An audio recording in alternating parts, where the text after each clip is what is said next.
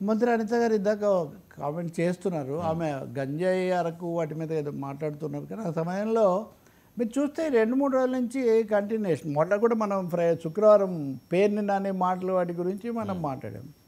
So ఇప్పుడు ఒకటే సమస్య, మనకేమో ఇద్దరు వినిపిస్తున్నాయి, వాళ్ళకేమో ఒకరివే వినిపిస్తుంటాయి. ఈ పార్టీ వాళ్ళకి ఆ పార్టీ వాళ్ళవే, ఆ పార్టీ వాళ్ళకి ఈ పార్టీ వాళ్ళవే.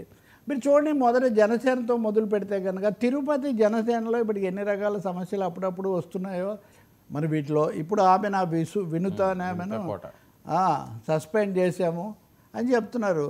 కానీ అసలు ఆ పరిస్థితి అక్కడ దాకా రావటము, అక్కడ చనిపోయిన ఆయన చేతి మీద కూడా ఉండటము, ఇవన్నీ అంటే జనసేనలో కూడా కొన్ని ఎలిమెంట్స్, కొన్ని శక్తులు అయితే చొరబడ్డాయి. అంతకుముందు కూడా అక్కడ ఇంకొక ఆయన మీద మీరు చర్య తీసుకున్నారు. అసలు వివాదాలు బహిరంగంగా జరుగుతూనే ఉన్నాయి.